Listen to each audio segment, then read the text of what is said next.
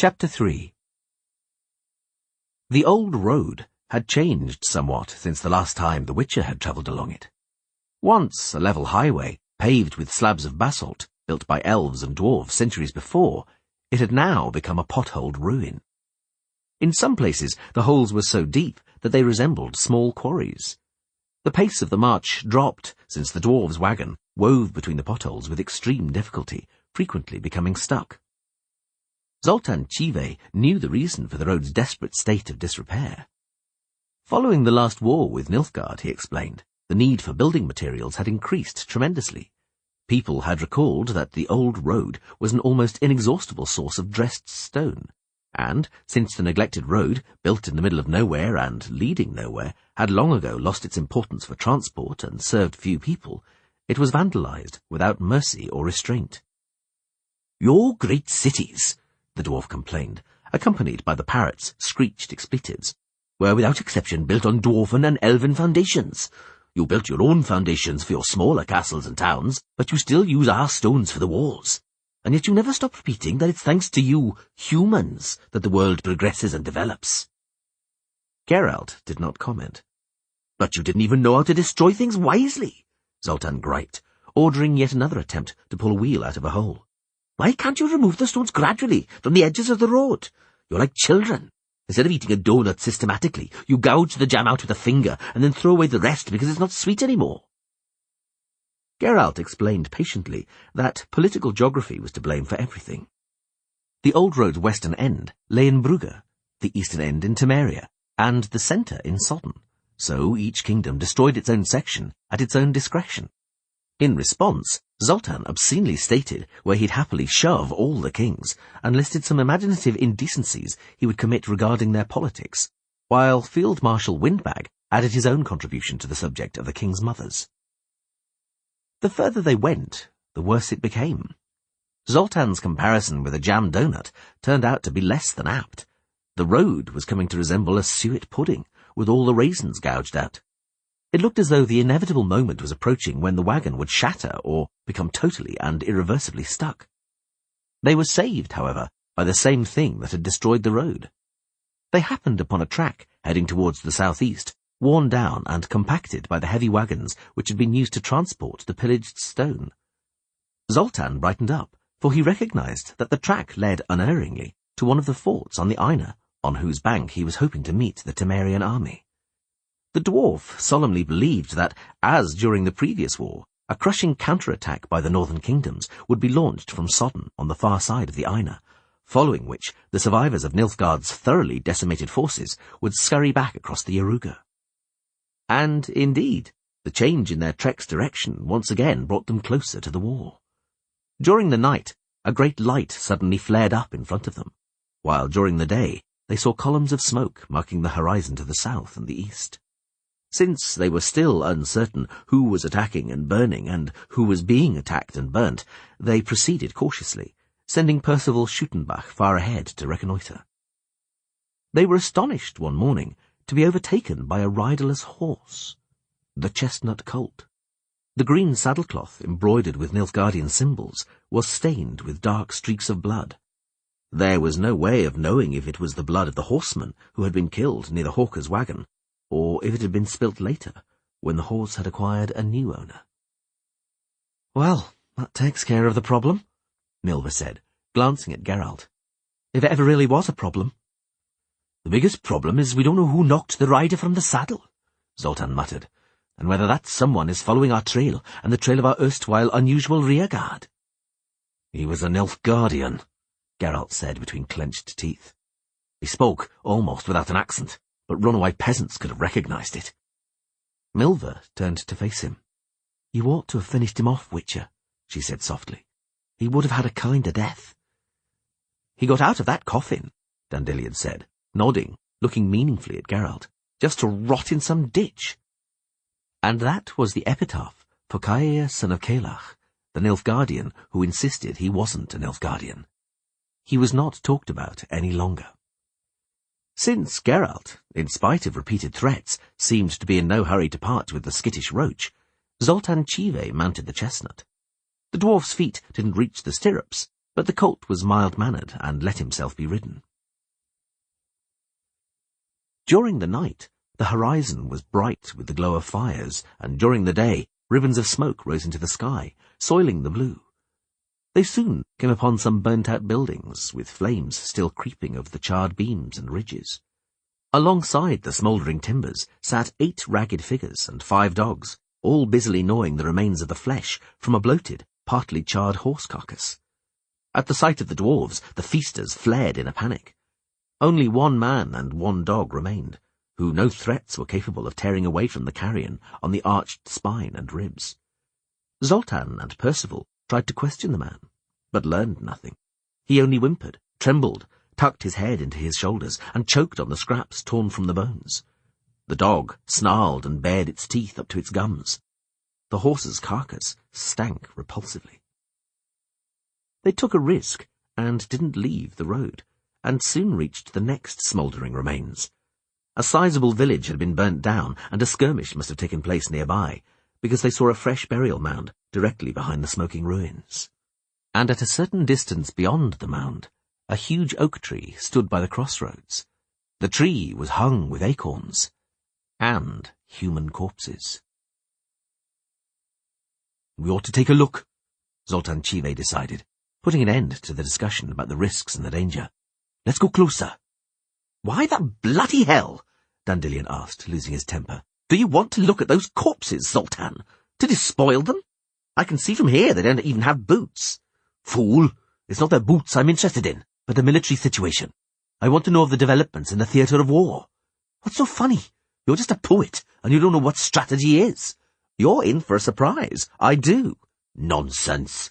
You would know strategy from your own ass, even if your life depended on it." "Indeed, I wouldn't. I'll leave half-assed strategies to dwarves. The same applies to strategies dangling from oak trees." Zoltan dismissed him with a wave and tramped over to the tree. Dandelion, who had never been able to rein in his curiosity, urged Pegasus on and trotted after him. A moment later, Geralt decided to follow them, and then noticed that Milva was riding behind him. The crows feeding on the carcasses took flight, cawing and flapping their wings noisily. Some of them flew off towards the forest, while others merely alighted on the mighty tree's higher branches, intently observing Field Marshal Windbag, who was coarsely defaming their mothers from the dwarf's shoulder.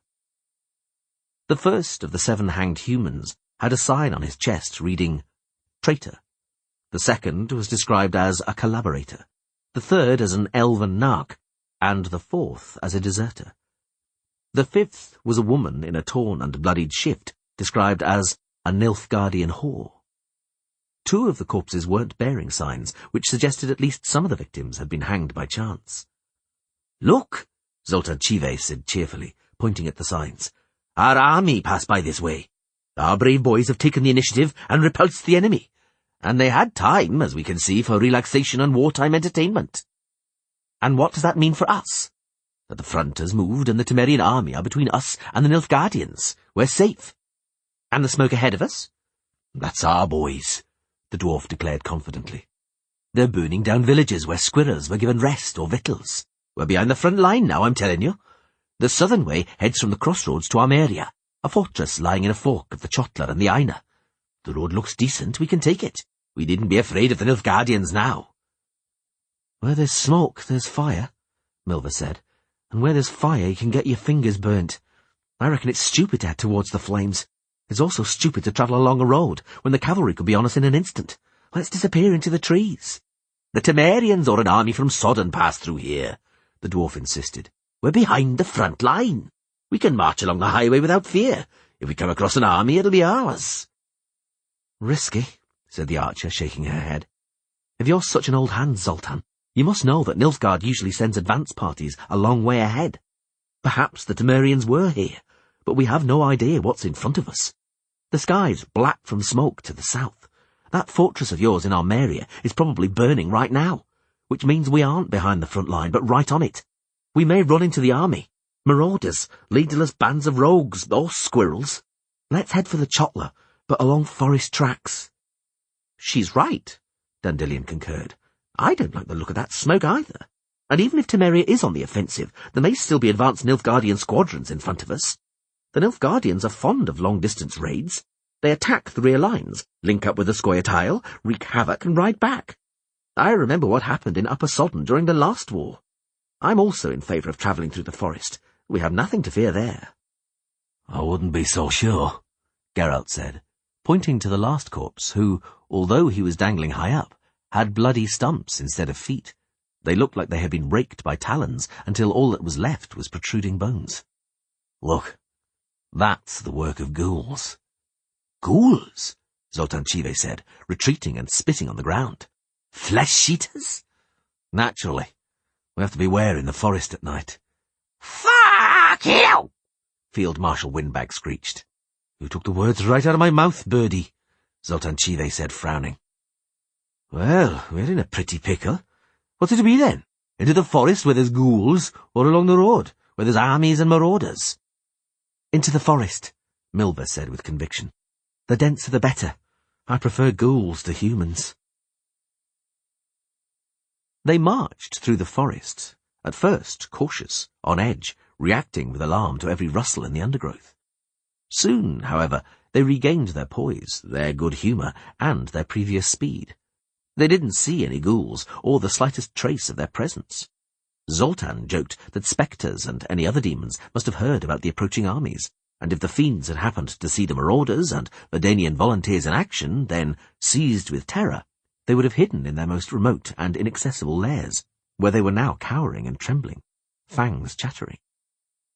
And they're guarding the she-ghouls, the wives and their daughters, Milva snapped. The monsters know that a soldier on the march won't even pass up a sheep, and if you hung a woman's shift on a willow tree, a knot-hole will be enough for those heroes. She looked pointedly at the women and children from Cairno, who were still with the group. Dandelion, who had been full of vigour and good humour for quite some time, tuned his lute and began to compose a fitting couplet about willows, knot-holes and lascivious warriors, and the dwarves and the parrot outdid each other in supplying ideas for rhymes. Oh, Zoltán stated. What? Where? Dandelion asked, standing up in his stirrups and looking down into the ravine in the direction the dwarf was pointing. I can't see anything. Oh. Don't drivel like your parrot. What do you mean, oh? It's a stream, Zoltán calmly explained. A right-bank tributary of the Chotla. It's called the O. Eh? Not a bit of it, Percival Shootenback laughed. The A joins the Chotla upstream, some way from here. That's the O, not the A. The ravine, along the bottom of which flowed the stream with the uncomplicated name, was overgrown with nettles taller than the marching dwarves, smelled intensively of mint and rotten wood, and resounded with the unremitting croaking of frogs. It also had steep sides, which turned out to be fatal. Vera Löwenhout's wagon, which from the beginning of the journey had valiantly borne the adversities of fate and overcome every obstacle, lost out in its clash with the stream by the name of O. It slipped from the hands of the dwarves leading it downwards, bounced on down to the very bottom of the ravine, and was smashed to matchwood. Kennel! Field Marshal Windbag squawked, a counterpoint to the massed cry of Zoltán and his company. To tell the truth, Dandelion concluded, scrutinizing the remains of the vehicle and the scattered possessions, perhaps it's for the best. That bloody wagon of yours only slowed down the march. There were constant problems with it. Look at it realistically, Zoltán. We were just lucky that no one was following us. If we'd had to suddenly run for it, we'd have had to abandon the wagon along with all of your belongings, which we can now at least salvage. The dwarf seethed and grunted angrily into his beard, but Percival Shootenbach unexpectedly backed up the troubadour. The support, as the Witcher observed, was accompanied by several conspiratorial winks. The winks were meant to be surreptitious, but the lively expression of the gnome's little face revealed everything. The poet's right, Percival repeated, contorting his face and winking. We're a muddy stone throw from the Chotla and the Aina. Fen Khan's in front of us, not a road to be seen. It would have been arduous with a wagon, and should we meet the Temerian army by the Aina, with our load, we might be in trouble. Zoltán pondered this, sniffing. Very well, he said finally, looking at the remains of the wagon being washed by the O's lazy current. We'll split up. Munro, Figgis, Yason and Caleb will stay here. The rest of us will continue on our way. We'll have to saddle the horses with our sacks of victuals and small tackle. Munro, do you know what to do? Got spades? Yes. Just don't leave the merest trace, and mark the spot well, and remember it. Rest assured. You'll catch up with us easily, Zoltan said, throwing his rucksack and sail over his shoulder, and adjusting the battle-axe in his belt. We'll be heading down the O, and then along the Chotla to the Aina. Farewell. I wonder, Milva mumbled to Geralt, when the depleted unit had set off, sent on its way by the waving of the 4 dwarves who were remaining behind. I wonder what they have in those chests that needs burying in secret. It's not our business. I can't imagine, Dandelion said sotto voce, cautiously steering Pegasus between the fallen trees, that there were spare trousers in those chests. They're pinning their hopes on that load. I talked with them enough to work out how the land lies and what might be concealed in those coffers. And what might be concealed in them, in your opinion? Their future, the poet said, looking around to check no one could hear. Percival's a stone polisher and cutter by trade, and wants to open his own workshop. Figgis and Yason are smiths. They've been talking about a forge. Caleb Stratton plans to marry, but his fiancée's parents have already driven him away once as a penniless bum. And Zoltan. That's enough, Dandelion. You're gossiping like an old woman. Oh, no offence, Milva. None taken. The trees thinned out beyond the stream and the dark, boggy strip of ancient woodland. They rode into a clearing with low birchwoods and dry meadows. In spite of that, they made slow progress. Following the example of Milva, who right away had lifted the freckled girl with the plaits onto her saddle, Dandelion also put a child on Pegasus, while Zoltan put a couple on his chestnut colt and walked alongside holding the reins. But the pace didn't increase, since the women from Kernow were unable to keep up. It was almost evening when, after nearly an hour of roaming through ravines and gorges, Zoltan Ciri stopped, exchanged a few words with Percival Schuttenbach, and then turned to the rest of the company. Don't yell, and don't laugh at me, he said, but I reckon we're lost. I don't bloody know where we are or which way to go. Don't talk drivel, Dandelion said, irritated. What do you mean you don't know? After all, we're following the course of the river, and down there in the ravine is your O, right? Right, but look which way it's flowing. Oh, bugger. Well, that's impossible. No, it's not, Milva said gloomily, patiently pulling dry leaves and pine needles from the hair of the freckled girl who was riding in front of her. We're lost among the ravines. The stream twists and turns. We're on a meander. But it's still the O, Dandelion insisted. If we follow the river, we can't get lost. Little rivers are known to meander, I admit, but ultimately they all invariably flow into something bigger. That is the way of the world. Don't play the smart-ass, Singer, Zoltan said, wrinkling his nose. And shut your trap. Can't you see I'm thinking? No, there's nothing to suggest it. I repeat, let's keep to the course of the stream, and then— That'll do, Milva snapped. You're a townie. Your world is bounded by walls. Perhaps your worldly wisdom is of some use there. Take a look around. The valley's furrowed by ravines with steep, overgrown banks. How do you think we'll follow the course of the stream? Down the side of a gorge into thickets and bogs, up the other side and down again, and up again, pulling our horses by the reins? After 2 ravines you'll be so short of breath you'll be flat on your back halfway up a slope. We're leading women and children, Dandelion, and the sun will be setting directly. I noticed. Very well, I'll keep quiet and listen to what the experienced forest trackers come up with. Zoltan Ciri cuffed the cursing parrot around the head, twisted a tuft of his beard around a finger, and tugged it in anger. Percival? We know the rough direction, the gnome said, squinting up at the sun, which was suspended just above the treetops. So the first conception is this. Below the stream, turn back, leave these ravines for dry land, and go through Fen Carn, between the rivers, all the way to the Chotla. And the second conception? The O's shallow.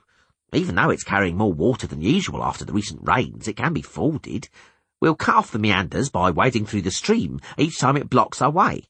By holding a course according to the sun, we'll come right out at the fork of the Chotla and the Aina. No, the Witcher suddenly broke in. I suggest we drop the second idea right away. Let's not even think about it. On the far bank, we'll end up in one of the mealybug moors sooner or later. It's a vile place, and I strongly advise we keep well away from it. Do you know these parts, then? Ever been there before? Do you know how we can get out of here? The Witcher remained silent for a while. "I've only been there once," he said, wiping his forehead. 3 years ago. But I entered from the other side. I was heading for Brugge and wanted to take a shortcut. How I got out, I don't remember. I was carried out on a wagon half dead." The dwarf looked at him for a while, but asked no more questions. They returned in silence. The women from Cairno had difficulty walking. They were stumbling and using sticks for support, but none of them uttered a word of complaint. Milva rode alongside the Witcher, holding up the girl with the plaits, who was asleep on the saddle in front of her. "I think," she suddenly began, "that you got carved up in that wilderness 3 years ago. By some monster, I understand. You have a dangerous job, Geralt." "I don't deny it." "I remember what happened then," Dandelion boasted from behind. "You were wounded. Some merchant got you out, and then you found Ciri in Riverdale. Yennefer told me about it." At the sound of that name, Milva smiled faintly. It did not escape Geralt's notice. He decided to give Dandelion a good dressing down at the next camp for his untrammelled chatter. Knowing the poet, he couldn't count on any results, particularly since Dandelion had probably already blabbed everything he knew. "Perhaps it wasn't such a good idea," said the archer after a while, "that we didn't cross to the far bank, towards the wilderness. If you found the girl then. The elves say that sometimes lightning can strike twice. They call it... bugger, I've forgotten. The noose of fate?" "The loop," he corrected her. "The loop of fate." "Ugh," Dandelion said, grimacing. "Can't you stop talking about nooses and loops? A she-elf once divined that I would say farewell to this vale of tears on the scaffold with the help of the deathsman. Admittedly, I don't believe in that type of tawdry fortune-telling, but a few days ago I dreamed I was being hanged. I awoke in a muck sweat, unable to swallow or catch my breath, so I listened with reluctance to discussions about gibbets." "I'm not talking to you, I'm talking to the Witcher," Milva riposted, "so don't flap your ears and nothing horrible will fall into them." "Well then, Geralt, what have you got to say about that loop of fate? If we go to the wilderness, perhaps time will repeat itself." "That's why it's good we've turned back," he replied brusquely. "I don't have the slightest desire to repeat that nightmare." "There's no two ways about it," Zoltan nodded, looking around. "You've led us to a pretty charming place, Percival." "Fen Khan," the gnome muttered, scratching the tip of his long nose. "Meadow of the Barrows. I've always wondered how it got its name." "Now you know." The broad valley in front of them was already shrouded in evening mist from which, as far as the eye could see, protruded thousands of burial mounds and moss-covered monoliths. Some of the boulders were ordinary, shapeless lumps of stone. Others, smoothly hewn, had been sculpted into obelisks and menhirs. Still others, standing closer to the centre of this stone forest, were formed into dolmens, cairns, and cromlechs, in a way that ruled out any natural processes. "Indeed," the dwarf repeated. "A charming place to spend the night. An elven cemetery. If my memory doesn't fail me, Witcher, some time ago you mentioned ghouls. Well, you ought to know I can sense them among these kurgans. I bet there's everything here. Ghouls, graveers, spectres, wights, elven spirits, wraiths, apparitions, the works. They're hunkered down there, and you know what they're whispering? We don't have to go looking for supper, because it's come right to us." "Perhaps we ought to go back," Dandelion suggested in a whisper. "Perhaps we should get out of here, while there's still some light." "That's what I think too." "The womenfolk can't go any further," Milva said angrily. "The kids are ready to drop. The horses have stopped. You were the one driving us on, Zoltan. Let's keep going. Just another half a mile, you kept repeating. Just another furlong, you said. And now what? 2 more furlongs back the way we came? Crap. Cemetery or no cemetery, we're stopping for the night, the first place we find." "That's right," the Witcher said in support, dismounting. "Don't panic. Not every necropolis is crawling with monsters and apparitions. I've never been to Fen Khan before, but if it were really dangerous, I'd have heard about it." No one, not even Field Marshal Windbag, commented. The women from Cairno retrieved their children and sat down in a tight group, silent and visibly frightened. Percival and Dandelion tethered the horses and let them graze on the lush grass. Geralt, Zoltan, and Milva approached the edge of the meadow to look at the burial ground drowning in the fog and the gathering gloom. "To cap it all, the moon's completely full," the dwarf muttered, Oh dear, there'll be a ghastly feast tonight, I can feel it. Oh, the demons will make our lives miserable. But what's that glow to the south? A fire? What else? Of course it is, the Witcher confirmed. Someone's torched someone else's roof over their head again. You know what, Zoltan? I think I feel safer here in Fen Khan. I feel like that too, but only when the sun comes up. As long as the ghouls let us see out the night. Milva rummaged in her saddlebag and took out something shiny. A silver arrowhead, she said. Kept for just such an occasion. It cost me 5 crowns at the market. That ought to kill a ghoul. Right, Witcher? I don't think there are any ghouls here. You said yourself, Zoltan snapped, that ghouls have been chewing that corpse on the oak tree, and where there's a cemetery there are ghouls. Not always. I'll take your word for it. You're a Witcher, a specialist, so you'll defend us, I hope. You chopped up those marauders pretty smartly. Is it harder fighting ghouls than marauders? Incomparably. I said, stop panicking. And will it be any good for a vampire? Milva asked, screwing the silver arrowhead onto a shaft and checking it for sharpness with her thumb. Or a spectre? It may be. An ancient dwarven incantation in ancient dwarven runes is engraved on my sail, Zoltan growled, drawing his sword. If just one ghoul approaches at a blade's length, it won't forget me. Right here, look. Ah, Dandelion, who had just joined them, said with interest. So those are some of the famous secret runes of the dwarves. What does the engraving say? Confusion to the whore's sons. Something moved among the stones, Percival Schuttenbach suddenly yelled. It's a ghoul! It's a ghoul! Where?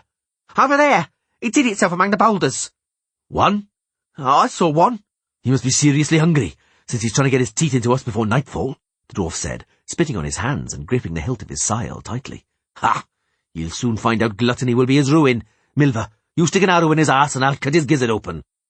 I can't see anything there, Milva hissed, with the fletchings already touching her chin. Not a single weed between the stones is trembling. Sure you weren't seeing things, Gnome? Not a chance, Percival protested. Do you see that boulder that looks like a broken table? The ghoul hid behind it. You lot stay here, Geralt said, quickly drawing his sword from the scabbard on his back. Guard the womenfolk and keep an eye on the horses. If the ghouls attack, the animals will panic. I'll go and find out what it was. You aren't going by yourself, Zoltan firmly stated. Back there in the clearing I let you go alone. I chickened out because of the smallpox, and 2 nights running I haven't slept for shame. Never again. Percival, where are you off to? To the Ria? You claim to have seen the phantom, so now you're going in the vanguard. Don't be afeard, I'm coming with you. They headed off, cautiously between the barrows, trying not to disturb the weeds, which were knee-high to Geralt and waist-high to the dwarf and the gnome. As they approached the dolmen that Percival had pointed out, they artfully split up, cutting off the ghoul's potential escape route. But the strategy turned out to be unnecessary. As Geralt had expected, his Witcher medallion didn't even quiver, betrayed no sign of anything monstrous nearby. There's no one here, Zoltan confirmed, looking around. Not a soul.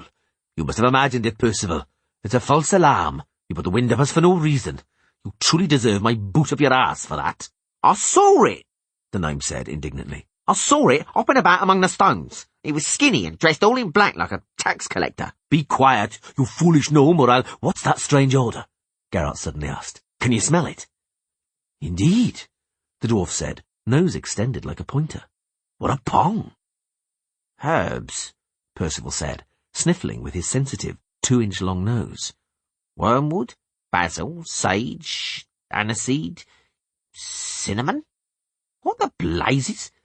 What do ghouls smell of, Geralt? Rotting corpses, the Witcher said, taking a quick look around and searching for footprints in the grass. Then, with a few swift steps, he returned to the sunken dolmen and tapped gently against the stone with the flat of his sword. Get out, he said through clenched teeth. I know you're in there. Be quick, or I'll poke a hole in you. A soft scraping could be heard from a cleverly concealed cavity beneath the stones. Get out, Geralt repeated. You're perfectly safe. We won't touch a hair on your head, Zoltan added sweetly, raising his sail above the hollow and rolling his eyes menacingly. Out with you. Geralt shook his head and made a clear sign for the dwarf to withdraw. Once again, there was a scratching from the cavity under the dolmen, and once again they were aware of the intense aroma of herbs and spices. A moment later, they saw a grizzled head and then a face embellished with a nobly aquiline nose, belonging by no means to a ghoul, but to a slim, middle-aged man. Percival hadn't been wrong. The man did indeed somewhat resemble a tax collector. "Is it safe to come out?" he asked, raising black eyes beneath the slightly greying eyebrows towards Geralt. "Yes, it is." The man scrambled out of the hole, brushed down his black robes, which were tied around the waist with some kind of apron, and straightened a linen bag, causing another wave of the herbal aroma. "I suggest you put away your weapons, gentlemen," he declared in a measured voice, running his eyes over the group of wanderers surrounding him. "They won't be necessary. I, as you can see, bear no blade. I never do. Neither do I have anything on me that might be termed attractive booty. My name is Emil Regis. I come from Dillingen. I'm a barber-surgeon." "Indeed?" Zoltan Chive grimaced a little. "A barber-surgeon, alchemist or herbalist? No offence, my dear sir, but you smell seriously like an apothecary's shop." Emil Regis smiled strangely with pursed lips and spread his arms apologetically. "The scent betrayed you, Master Barber-Surgeon," Geralt said, replacing his sword in its sheath. "Did you have any particular reason to hide from us?" "Any particular reason?" the man asked, turning his black eyes towards him. "No, I was just taking general precautions. I was simply afraid of you. These are difficult times." "True." The dwarf nodded and pointed towards the glow of fire lighting up the sky. "Difficult times. I surmise that you are a fugitive as we are. It intrigues me, however, that although you fled far from your native Dillingen, you are hiding all alone among these kurgans." "Well, people's fates are various, particularly during difficult times. We were afraid of you and you of us. Fear makes one imagine things." "You have nothing to fear from me," the man who was claiming to be Emil Regis said, without taking his eyes off them. "I hope I can count on reciprocity." My, Zoltan said, grinning broadly. "You don't take us for robbers, do you? We, Master Barber-Surgeon, are fugitives. We are travelling to the Temerian border. You may join us if you wish. The more the merrier, and safer. And a physician may come in handy. We have women and children in the party. Among the stinking medicaments I can smell about you, would you have a remedy for blisters?" "I ought to have something," the barber-surgeon said softly. "Glad to be of assistance. But as far as travelling together is concerned, thank you for the offer, but I'm not running away, gentlemen. I wasn't fleeing from Dillingen to escape the war. I live here." "Come again?" the dwarf said, frowning and taking a step back. "You live here? Here, in this burial ground?" "In the burial ground? No. I have a cottage not far from here, apart from my house and shop in Dillingen, you understand. But I spend my summers here every year, from June to September, from midsummer to the equinox. I gather healing herbs and roots, from which I distill medicines and elixirs in my cottage." "But you know about the war in spite of your reclusive solitude, far from the world and people," Geralt pointed out. "Who do you get your news from?" "From the refugees who pass this way. There's a large camp less than 2 miles from here, by the river Chotla. A good few hundred fugitives, peasants from Brugge and Sodden, are gathered there." "And what about the Temerian army?" Zoltan asked with interest. "Are they on the move?" "I know nothing about that." The dwarf swore and then glowered at the barber-surgeon. "So, you simply live here, Master Regis," he drawled, "and stroll among the graves of an evening? Aren't you afraid?" "What ought I to be afraid of?" "This here gentleman," Zoltan pointed at Geralt, "is a witcher. He saw evidence of ghouls not long ago, corpse-eaters, get it? And you don't have to be a witcher to know that ghouls hang around in cemeteries." "A witcher?" the barber-surgeon said, and looked at Geralt with obvious interest. "A monster killer? Well, fascinating. Didn't you explain to your comrades, Master Witcher, that this necropolis is over 500 years old? Ghouls aren't fussy about what they eat, but they don't chew 500-year-old bones. There aren't any ghouls here." "I feel a lot better knowing that," Zoltan Chive said, looking around. "Well, Master Physician, come over to our camp. We have some cold horse meat. You won't refuse it, will you?" Regis looked at him long and hard. "My thanks," he said finally. "But I have a better idea. Come to my place. My summer abode is more of a shack than a cottage, and a small one at that. You'll have no choice but to sleep under the stars. But there's a spring nearby, and a hearth where you can warm up your horse meat." "We'll gladly take you up on your invitation," the dwarf said, bowing. "Perhaps there really aren't any ghouls here, but the thought of spending a night in the burial ground doesn't do much for me. Let's go. I'll introduce you to the rest of our company." When they reached the camp, the horses snorted and stamped their hooves on the ground. "Stand a little downwind, Master Regis," Zoltán Cíve said, casting the physician a telling glance. "The smell of sage frightens our horses, and in my case, I'm ashamed to admit, reminds me unpleasantly of teeth being pulled." "Geralt," Zoltán muttered, as soon as Emil Regis had disappeared behind the flap covering the entrance to the cottage. "Let's keep our eyes open. There's something fishy about that stinking herbalist. Anything specific? I don't like it when people spend their summers near cemeteries, never mind cemeteries a long way from human dwellings. Do herbs really not grow in more pleasant surroundings? That Regis looks like a grave robber to me. Barber surgeons, alchemists, and the like exhume corpses from boneyards in order to perform various excrements on them. Experiments. But fresh corpses are needed for practices of that kind. This cemetery is very old." "True," the dwarf said, scratching his chin and watching the women from Kernow making their beds under some hackberry shrubs growing by the barber surgeon's shack. "So perhaps he steals buried treasure from these barrows." "Ask him," Geralt said, shrugging. "You accepted the invitation to stay at his homestead at once, without hesitation, and now you've suddenly become suspicious as an old maid being paid a compliment." Zoltán mumbled, somewhat tongue-tied. "There's something in that. But I'd like to have a gander at what he keeps in that hovel of his. You know, just to be on the safe side. So, follow him in and pretend you want to borrow a fork." "Why a fork? Why not?" The dwarf gave Geralt an old-fashioned look and finally made up his mind. He hurried over to the cottage, knocked politely on the door-jamb, and entered. He remained inside for some little time, and then suddenly appeared in the doorway. "Geralt, Percival, Dandelion, step this way. Come and see something interesting. Come on, without further ado, Master Regis has invited us in." The interior of the cottage was dark, and dominated by a warm, intoxicating aroma that made the nose tickle, mainly coming from the bunches of herbs and roots hanging from all the walls. The only items of furniture were a simple cot, also strewn with herbs, and a rickety table cluttered with innumerable glass, pottery, and ceramic vials. The room was illuminated by the dim glow of burning coals in a curious pot-bellied stove resembling a bulging hourglass. The stove was surrounded by a spidery lattice of shining pipes of various diameters, bent into curves and spirals.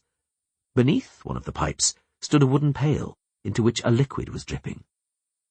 At the sight of the stove, Percival Schudenbach first stared goggle-eyed, then gaped, and finally sighed and leapt up in the air. "Ho, ho, ho!" he called, unable to conceal his delight. "What do I see? That's an absolutely authentic Athanor coupled to an alembic, equipped with a rectifying column and a copper condenser. A beautiful apparatus. Did you build it yourself, Master Barber Surgeon?" "Indeed," Emil Regis admitted modestly. "My work involves producing elixirs, so I have to distill, extract the fifth essence, and also—" He broke off, seeing Zoltán Cíve catching a drop falling from the end of the pipe and licking his finger. The dwarf sighed, and a look of indescribable bliss appeared on his ruddy face. Dandelion couldn't resist, and also had a go, tasting and moaning softly. "The fifth essence," he confirmed, smacking his lips. "And I suspect the sixth, and even the seventh." "Well," the barber surgeon smiled faintly, "as I said, a distillate." "Moonshine," Zoltán corrected him gently. "And what moonshine? Try some, Percival." "But I'm not an expert in organic chemistry," the gnome answered absent-mindedly, examining the details of the alchemical furnace's construction. "It's doubtful I would be familiar with the ingredients." "It is a distillate of mandrake," Regis said, dispelling any doubt. enriched with belladonna and fermented starch mass. You mean mash? One could also call it that. May I request a cup of some kind? Zoltan, Dandelion, the Witcher said, folding his arms on his chest. Are you deaf? It's mandrake. The moonshine is made of mandrake. Leave that copper alone.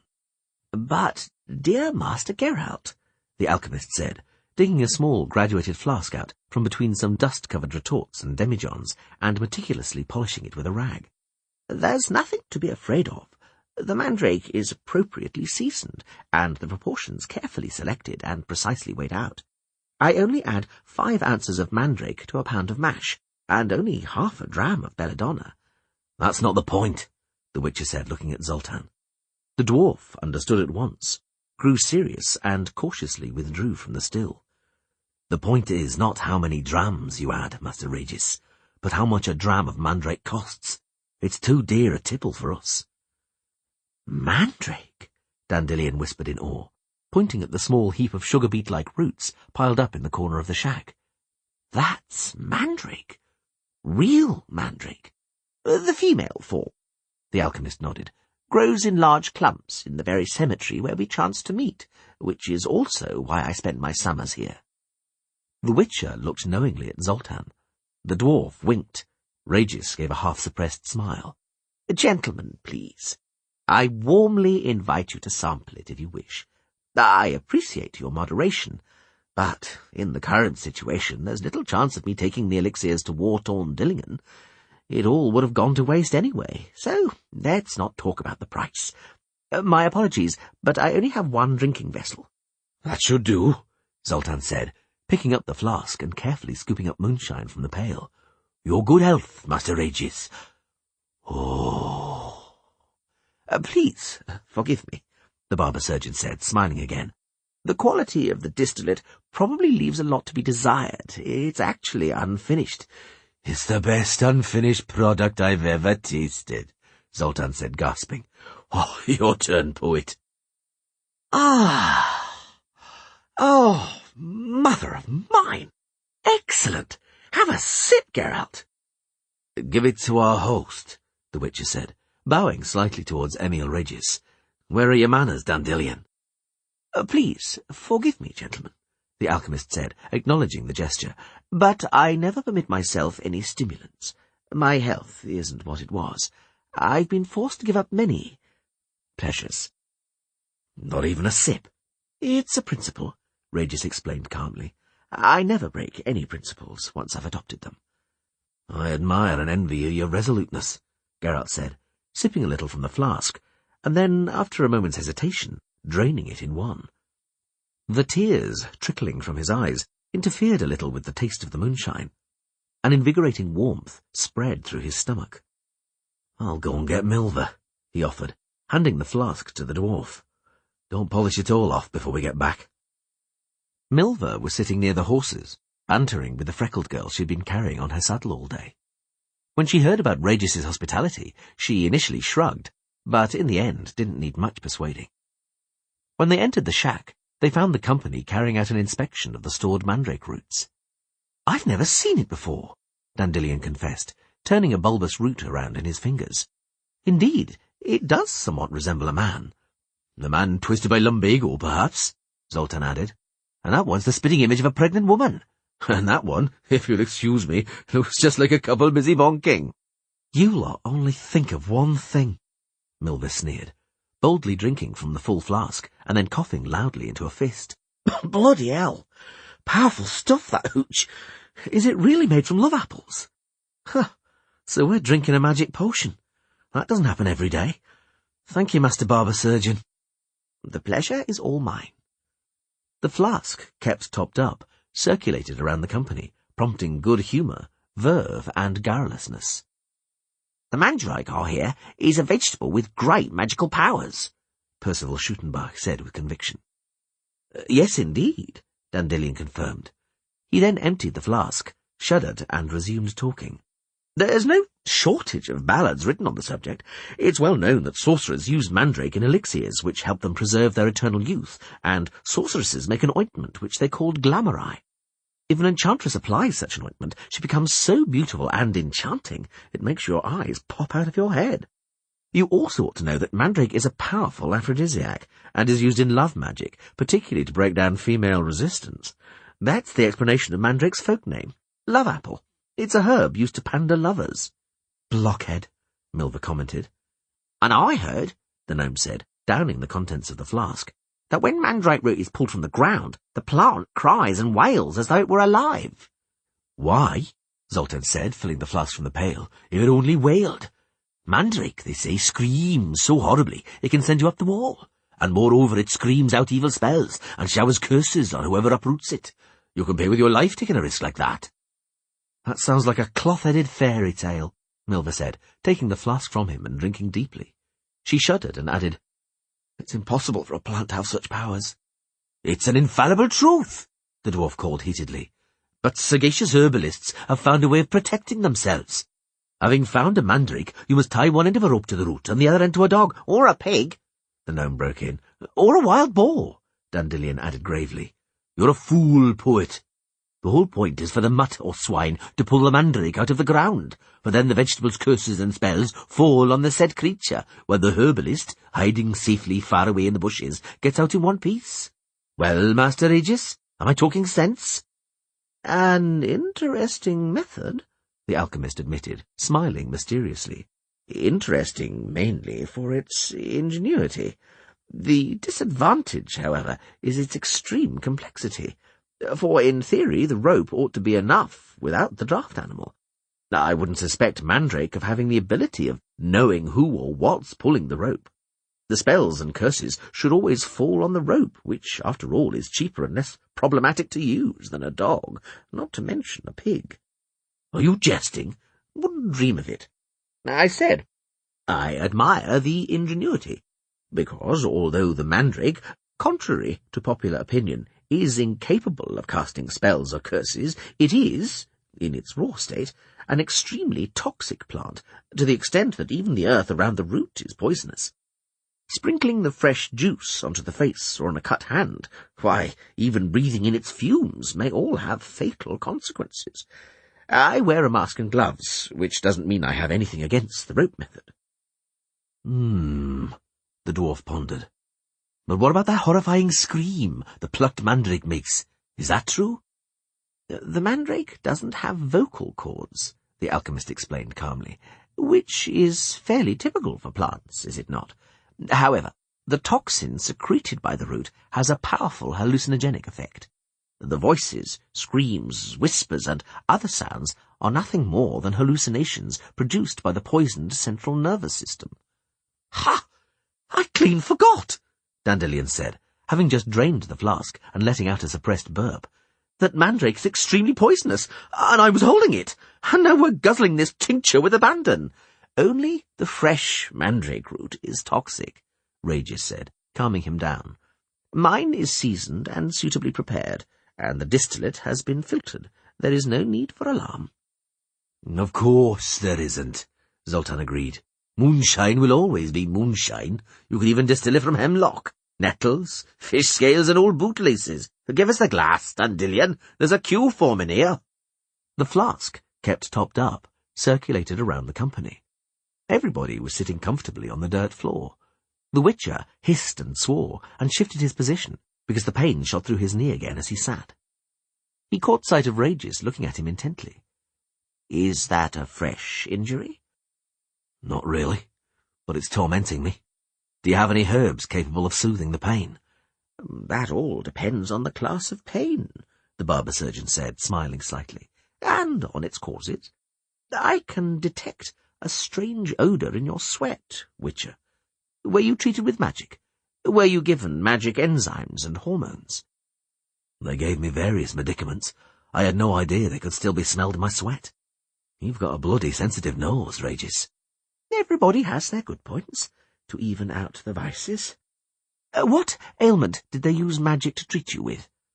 I broke my arm and the shaft of my thigh bone. How long ago? A little over a month. And you're already walking? Remarkable. The dryads of Brokilon, I presume. How can you tell?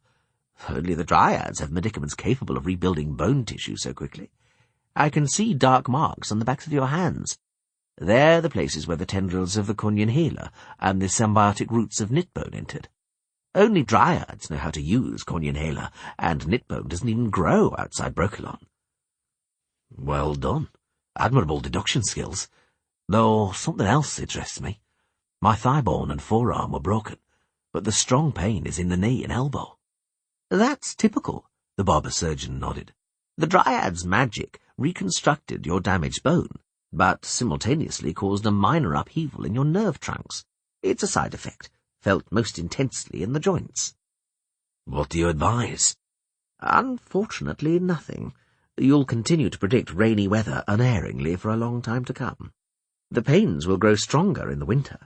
However, I wouldn't recommend that you take powerful pain-killing drugs, particularly steer clear of narcotics. You're a witcher, and in your case it's absolutely to be avoided. I'll treat myself with your mandrake, then, the witcher said, raising the full flask, which Milver had just handed him. He took a deep swallow and hacked until tears filled his eyes. Bloody hell!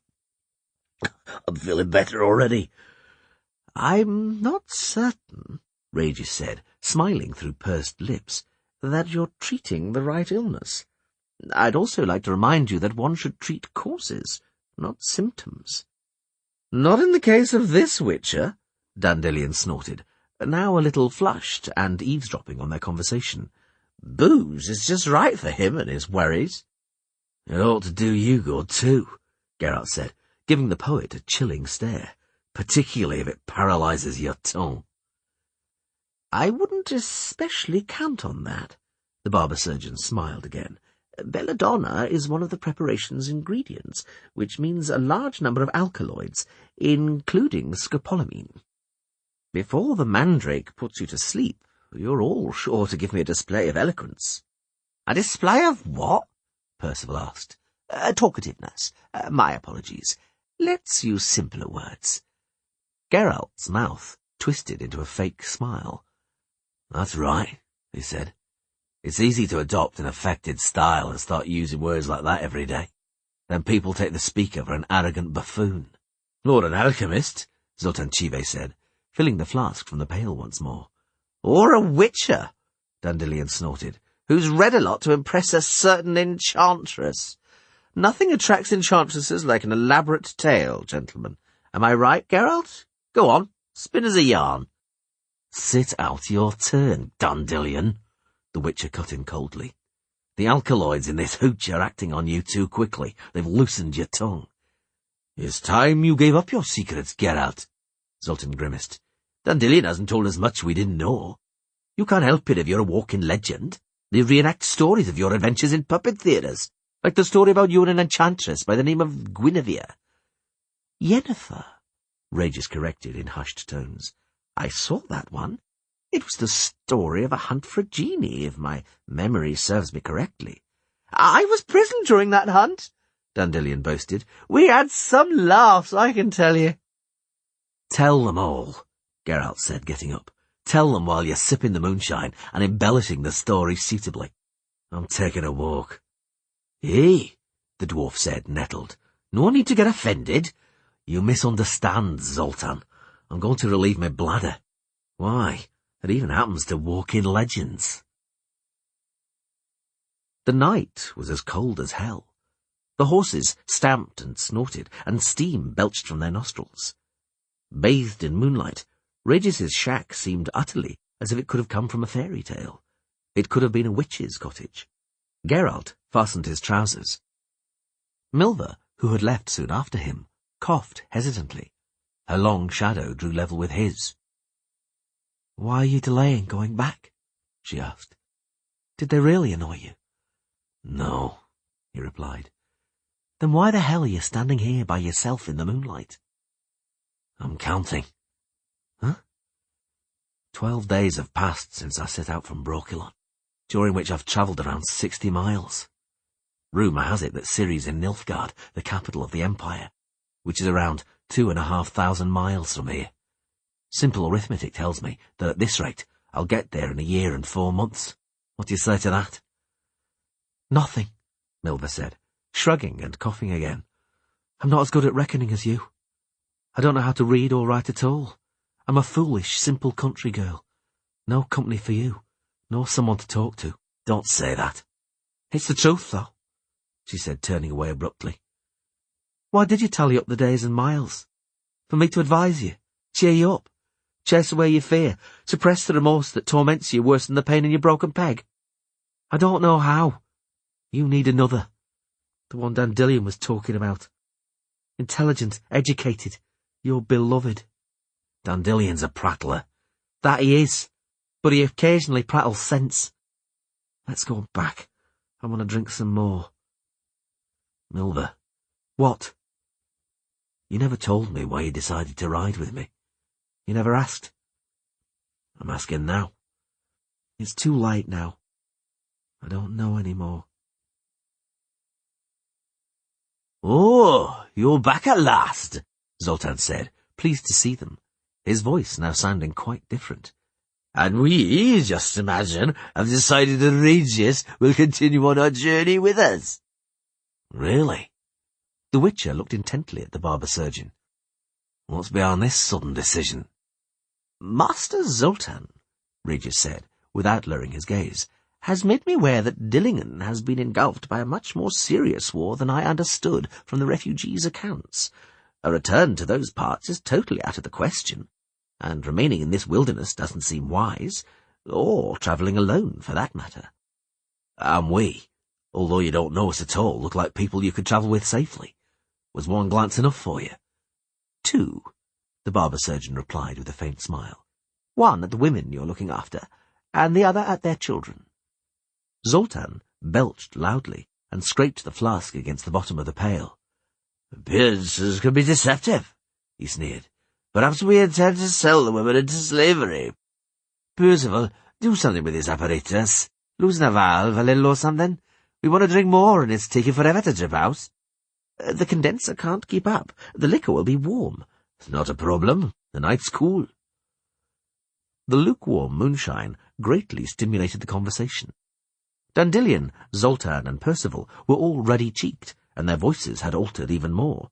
In the case of the poet and the gnome, one could now say that they were almost on the verge of gibbering. Ravenous, the company were chewing cold horse-meat and nibbling horseradish roots they had found in the cottage, which made their eyes water, because the horseradish was as bracing as the hooch, and added passion to the discussion.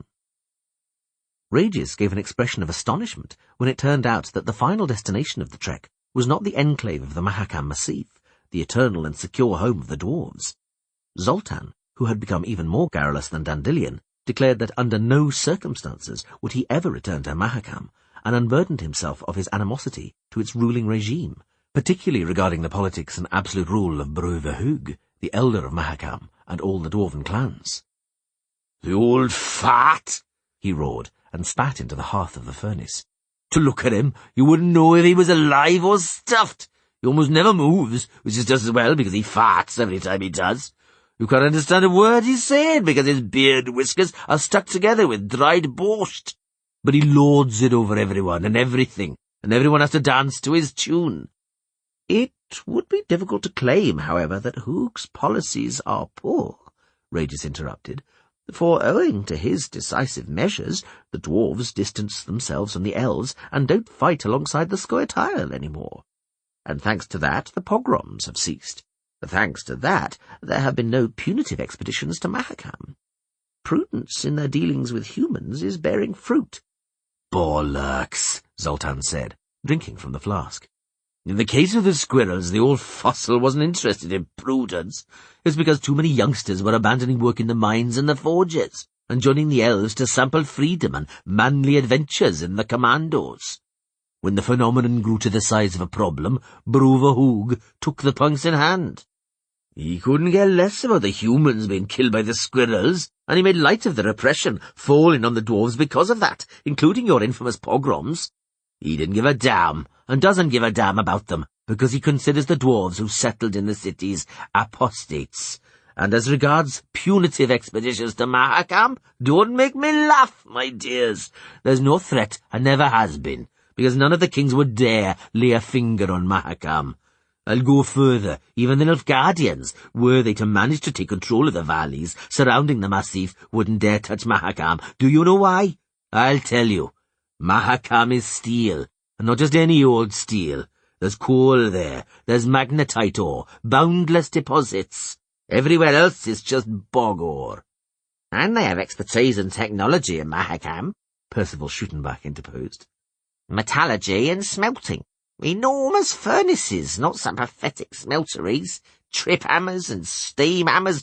There you go, Percival, like that, Zoltan said, handing the gnome the now full flask, before you bore us to death with your technology and engineering.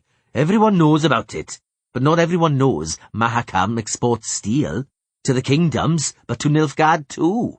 And should anyone lay a finger on us, we'll wreck the workshops and flood the mines. And then you humans will continue fighting, but with oaken staves, flint blades and ass's jawbones. You say you have it in for Bruverhoog and the regime in Mahakam, the Witcher observed, but you've suddenly started saying we. I certainly have, the dwarf confirmed heatedly.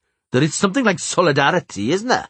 I admit that pride also plays its part, because we're cleverer than those stuck-up elves. You can't deny it, can you? For a few centuries the elves pretended there weren't any humans at all. They gazed up at the sky, smelled the flowers, and at the sight of a human averted their vulgarly bedaubed eyes. But when the strategy turned out to be ineffective, they suddenly roused themselves and took up arms. They decided to kill and be killed. And we, the dwarves, we adapted. No, we didn't subordinate ourselves to you. Don't get that into your heads. We subordinated you, economically. To tell the truth, Regis chipped in, it was easier for you to adapt than it was for the elves. Land and territory is what integrates elves. In your case, it's the clan. Wherever your clan is, that's your homeland. Even if an exceptionally short-sighted king were to attack Mahakam, you'd flood the mines and head off somewhere else without any regrets, to other distant mountains. Or perhaps to human cities instead. And why not? It's not a bad life in your cities. Even in the ghettos? Dandelion asked, gasping after a swig of distillate. And what's wrong with living in a ghetto? I prefer to live among my own. What do I need with assimilation? As long as they let us near the guilds, Percival said, wiping his nose on his sleeve. They will eventually, the dwarf said with conviction. And if they don't, we'll just bodge our way through, or we'll found our own guilds, and healthy competition will decide. So, it would be safer in Mahakam than in the cities, then, Regis observed. The cities could go up in flames any second. It would be more judicious to see out the war in the mountains. Anyone who wishes to can do just that, Zoltan said, replenishing the flask from the pail. Freedom is dearer to me, and you won't find that in Mahakam. You have no idea how the old bugger governs. He recently took it upon himself to regulate what he calls community issues. For example, whether you can wear braces or not, whether you should eat carp right away or wait until the jelly sets, whether playing the ocarina is in keeping with our centuries-old dwarven traditions or is a destructive influence of rotten and decadent human culture. How many years you have to work before submitting an application for a permanent wife? Which hand you should wipe your ass with? How far away from the mines you're allowed to whistle, and other issues of vital importance. No, boys, I'm not going to return to Mount Carbon. I have no desire to spend my life at the coalface. 40 years underground, assuming fire damp doesn't blow you up first. But we've got other plans now, haven't we, Percival? We've already secured ourselves a future. A future? A future, the gnome said, and emptied the graduated flask. He cleared his nose and looked at the dwarf with a now slightly glazed expression. Don't count our chickens, Zoltan, because they might still nab us, and then our future's the gibbet. Or Drakenborg. Shut your trap! The dwarf snapped, looking menacingly at him. You're blabbing! Scopolamine, Regis mumbled softly. The gnome was rambling. Milver was gloomy. Zoltan, having forgotten that he'd already done so, told everyone about Hoog, the old fart, and the elder of Mahakam. Geralt listened, having forgotten he'd already heard it once. Regis also listened, and even added comments, utterly unperturbed by the fact that he was the only sober individual in a now very drunk party. Dandelion strummed away on his lute and sang, No wonder that comely ladies are all so stuck up, for the taller the tree, the harder it is to get up. Idiot, Milva commented. Dandelion was undeterred. Simply treat a maiden as you would a tree. Whip out your chopper and 1, 2, 3. A cup, Percival Shootenback jabbered. A goblet, carved from a single piece of milk opal, this big. I found it on the summit of Mont Salvat. Its rim was set with jasper, and the base was of gold, a sheer marvel. Don't give him any more spirits, Zoltan Chive said. Hold on, Dandelion said, becoming interested, also slurring his words somewhat. What happened to that legendary goblet? I exchanged it for a mule. I needed a mule in order to transport a load corundum and crystalline carbon. I had, lots of it. A heavy load. Couldn't have moved it without a mule. Why the hell did I need that goblet? Corundum? Carbon? Yeah, what you call rubies and diamonds. Very handy. So I imagine. For drill bits and files. For bearings. I had lots of them. Do you hear, Geralt? Zoltan said. He waved a hand, and although seated, almost fell over. He's little, so he got pissed quickly. He's dreaming about a shitload of diamonds. Careful now, Percival, that your dream doesn't come true, or at least half, and I don't mean the half about diamonds. Dreams, Dandelion mumbled once more. And you, Geralt, have you dreamed of Ciri again? Because you ought to know, Regis, that Geralt has prophetic dreams. Ciri is the child of destiny, and Geralt is bound to her by bonds of fate, which is why he sees her in his dreams. You also ought to know that we're going to Niflgaard to take back Ciri from Imperator Emir, who abducted her and wants to marry her. But he can whistle for it, the bastard, because we'll rescue her before he knows it. I'd tell you something else, boys, but it's a secret. A dreadful, deep, dark secret. Not a word. Understood? Not one. I haven't heard anything, Zoltan assured him, looking impudently at the Witcher. I think an earwig crawled into my ear. There's a veritable plague of earwigs, Regis agreed, pretending to be poking around in his ear. We're going to Niflgaard, Dandelion said, leaning against the dwarf to keep his balance, which turned out to be a bad idea. Which is a secret, just like I told you. It's a secret mission. And ingeniously concealed, indeed, the barber surgeon nodded, glancing at Geralt, who was now white with rage. Not even the most suspicious individual would ever guess the aim of your journey by analysing the direction you're headed. Milva, what is it? Don't talk to me, you drunken fool. Hey, she's crying. Hey, look! Go to hell, I said. The archer raised her voice, wiping away the tears. Or I'll smack you between the eyes, you fucking poet taster. Give me the glass, Zoltan. I've mislaid it, the dwarf mumbled. Oh, here it is. Thanks, Master Barber Surgeon. Where the hell is Shootenbach? He went outside some time ago. Dandelion, I recall you promised you'd tell me the story of the Child of Destiny. All right, Regis. I'll just have a swig, and I'll tell you everything. About Ciri, and about the Witcher, in detail. Confusion to the whore's sons. Be quiet, dwarf. You'll wake up the kids outside the cottage. Calm down, archeress. There you go. Drink that. Ah, well. Dandelion looked around the shack with a slightly vacant stare. If the Countess de Lettenhove could see me like this. Who? Never mind. Bloody hell, this moonshine really does loosen the tongue. Geralt, shall I pour you another one?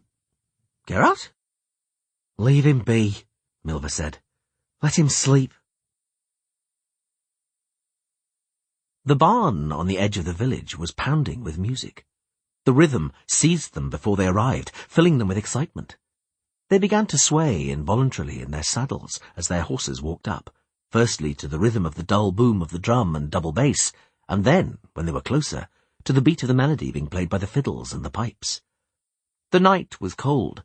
The moon shone full, and in its glow the barn, illuminated by the light shining through gaps in the planks, looked like a fairy tale enchanted castle. A clamour and a bright glow, broken up by the shadows of cavorting couples, flooded out from the doorway of the barn. When they entered, the music fell silent, dissolving in a long drawn-out discord. The dancing, sweating peasants parted, leaving the dirt floor and grouped together by the walls and posts. Ciri, walking alongside Missel, saw the eyes of the young women wide with fear, noticed the hard, determined glances of the men and lads, ready for anything. She heard the growing whispering and growling, louder than the cautious skirling of the bagpipes, than the fading, insect-like droning of violins and fiddles. Whispering. The rats! The rats! Robbers! "Fear not," Gisela said loudly, chucking a plump and chinking purse towards the dumbstruck musicians. "We've come here to make merry. The village fair is open to anyone, isn't it?" "Where's the beer?" Kaylee asked, shaking a pouch. "And where's the hospitality?" "And why is it so quiet here?" Iskra asked, looking around. "We came down from the mountains for a dance, not for a wake." One of the peasants finally broke the impasse and walked over to Gisela with a clay mug overflowing with froth. Gisela took it with a bow, drank from it, and courteously and decorously thanked him. Several peasants shouted enthusiastically, but the others remained silent. "Hey, fellows," Iskra called again. "I see that you need livening up." A heavy oak table, laden with clay mugs, stood against one wall of the barn. The she-elf clapped her hands and nimbly jumped onto it. The peasants quickly gathered up the mugs. With a vigorous kick, Iskra cleared the ones they were too slow to remove. "Very well, musicians," she said, putting her fists on her hips and shaking her hair. "Show me what you can do. Music."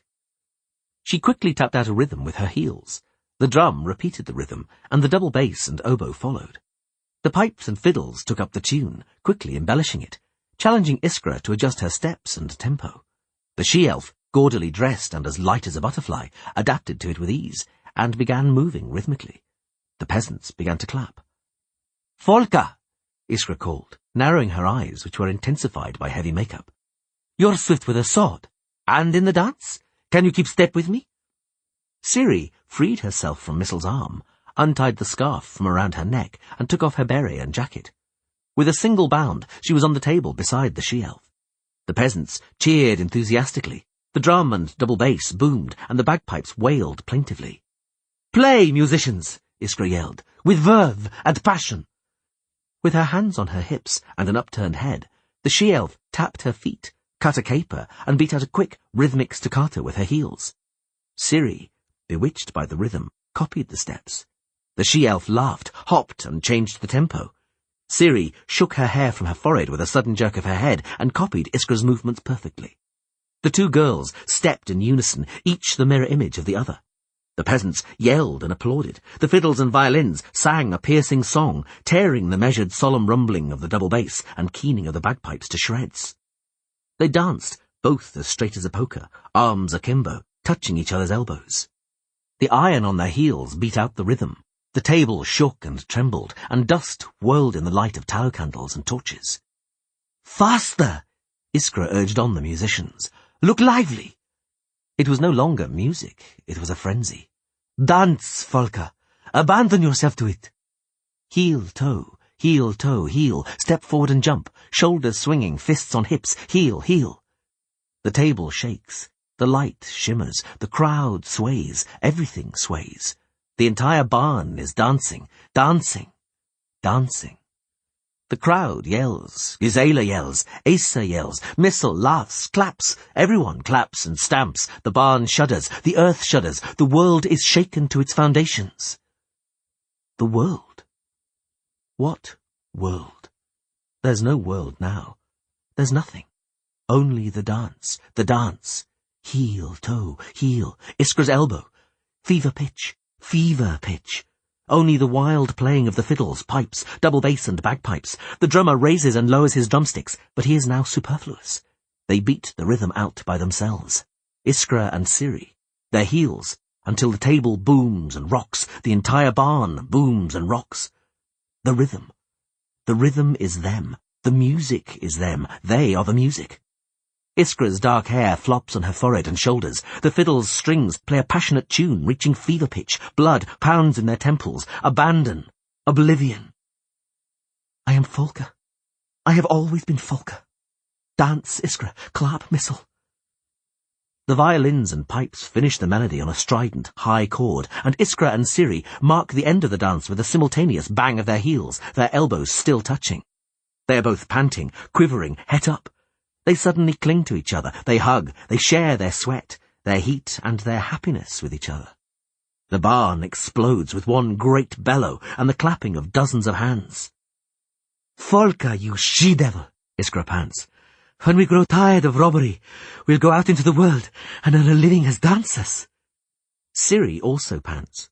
She is unable to say a single word. She just laughs spasmodically. A tear runs down her cheek. A sudden shout in the crowd, a disturbance. Kaylee shoves a burly peasant hard. The peasant shoves Kaylee back. The two of them are caught in the press. Raised fists fly. Reef jumps in, and a dagger flashes in the light of a torch. No! Stop! Iskra cries piercingly. No brawling! This is a night of dance! She takes Ciri by the hand. They drop from the table to the floor. Musicians play. Whoever wants to show us their paces, join us. Well, who's feeling brave? The double bass booms monotonously. The long, drawn-out wailing of the bagpipes cuts in, to be joined by the high, piercing song of the fiddles. The peasants laugh, nudge one another, overcoming their reserve. One, broad-shouldered and fair-haired, seizes Iskra. A second, younger and slimmer, bows hesitantly in front of Ciri. Ciri haughtily tosses her head, but soon smiles in assent. The lad closes his hands around her waist, and Ciri places her hands on his shoulders. The touch shoots through her like a flaming arrowhead, filling her with throbbing desire. Look lively, musicians! The barn shudders from the noise, vibrates with the rhythm and the melody. Ciri dances. A vampire or uproar is a dead person brought to life by chaos. Having lost its first life, a vampire enjoys its second life during the night hours. It leaves its grave by the light of the moon, and only under its light may it act, assailing sleeping maidens or young swains, who it wakes not, but whose blood it sucks. Physiologus. The peasants consumed garlic in great abundance, and for greater certainty hung strings of garlic around their necks. Some womenfolk in particular stopped up their orifices with whole bowls of garlic. The whole hamlet stank of garlic horrendous, so the peasants believed they were safe, and that the vampire was incapable of doing them harm. Mighty was their astonishment, however, when the vampire who flew to their hamlet at midnight was not in the least afraid, and simply began to laugh, gnashing his teeth in delight, and jeering at them. "It is good," he said, "that you have spiced yourselves, for I shall soon devour you, and seasoned meat is more to my taste. Apply also salt and pepper to yourselves, and forget not the mustard." Sylvester Bugiado, Liber Tenebrarum, or The Book of Fell but Authentic Cases Never Explained by Science. The moon shines bright, the vampire alights, swish, swish goes his cloak. Maiden, are you not afeard? Folk Song.